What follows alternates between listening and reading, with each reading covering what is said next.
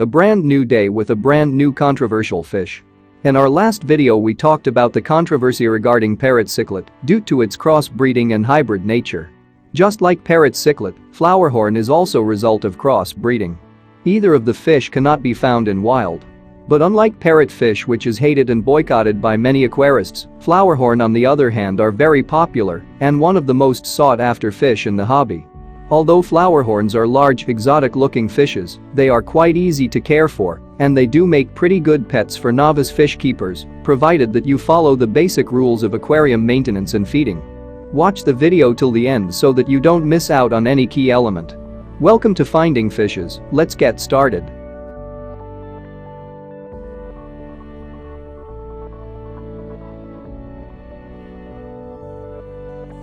Flowerhorn cichlid belongs to the Cichlidae family. This fish is the result of selectively breeding different American cichlid species. Like their ancestors, they have an elongated body and a unique head shape. They require moderate to intermediate level of care. Flowerhorn fish has a lifespan of up to 10 to 12 years and can grow to a size of 16 inches. You can check out our video about various types of flowerhorn that can be found from the card above. Flowerhorn are big fish that need lots of space if they are to thrive, so the minimum tank size that we would recommend is at least 75 gallons for a single fish, but if you could get a 125 then go for it, as bigger the tank better for your fish. Water parameters are extremely important for the fish to stay healthy. The recommended temperature is between 80 degrees to 85 degrees Fahrenheit.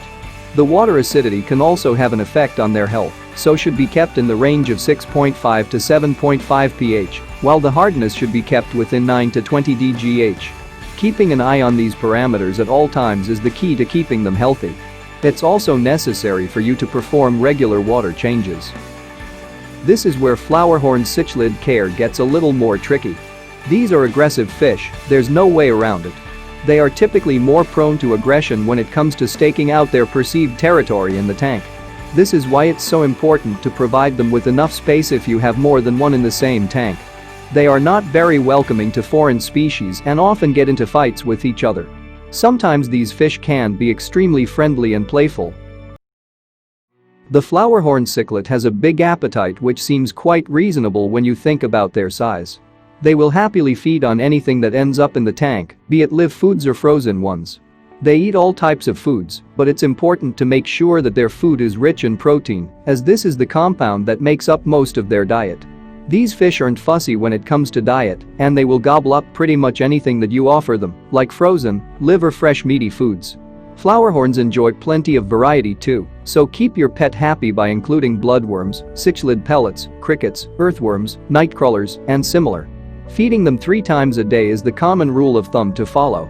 This helps spread out their intake, which leads to less work for their digestive system. If it takes them longer than a minute to eat what you gave them, you'll likely need to reduce the quantity. The flowerhorn cichlid is quite a robust, hardy species that will do well if kept in the appropriate water conditions.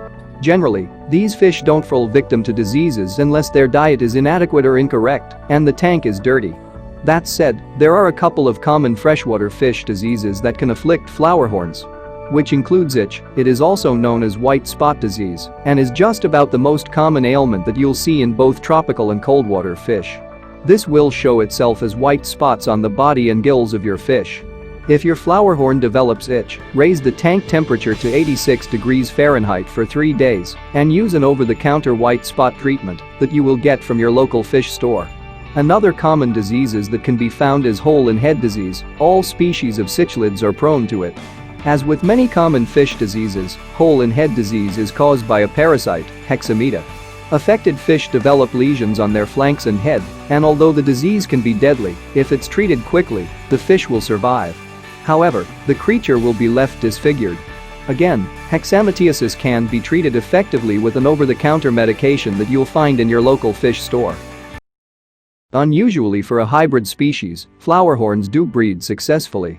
Although you can breed these fish in a home tank environment, that's not an easy task, largely due to the species' aggressive tendencies.